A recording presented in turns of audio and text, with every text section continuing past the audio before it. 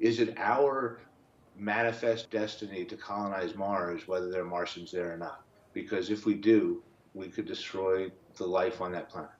You know, it's a very sobering topic that you've brought up, and one that I think is absolutely important to consider. Professor of astronomy at Vanderbilt and author of a new book, Dr. David Weintraub, will be our guest at All Space Considered this coming Friday.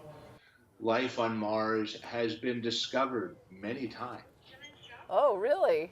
really, all of which has been disproven so far.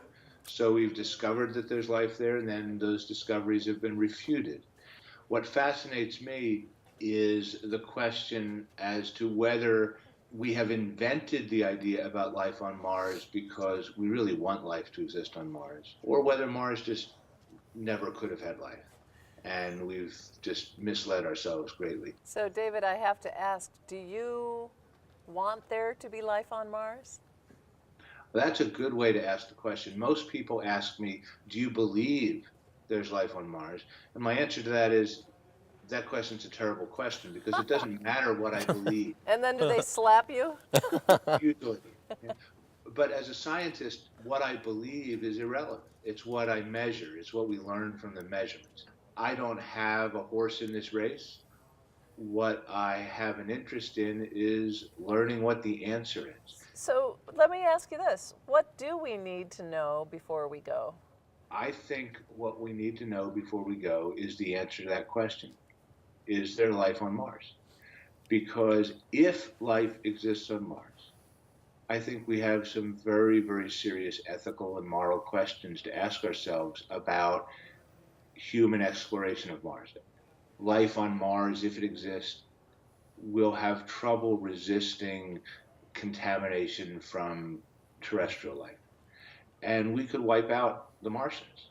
So what's wrong with that? You know, there are people that say, they're microbes, so what? That's exactly what a lot of people would say. They're just microbes. But these would be microbes that have survived on Mars for billions of years. This is their planet, not our planet. Microbes are pretty important, and we are inhabited by microbes. Those microbes could, in fact, inhabit us if we go to Mars and not be very good for us. We could bring the microbes back to Earth despite our best efforts to sterilize anything that comes back. The unintended consequences of putting terrestrial life in a Martian environment where Mars life already exists are pretty serious. And we should understand what those are. And we should decide as a global community whether the possibility of wiping out Martian life, which we could well do, is something we can live with. This is a fascinating subject, and I must tell you how much I look forward to talking to you at length on Friday. This is just a teaser, a short version. That would be a discussion I think we're all going to want to have that evening of what do we do. And we'll also have copies of his book, and he'll be doing a book signing, so we really look forward to that. Tune in again on Friday to All Space Considered, 7:30. Thank you, David, again for coming.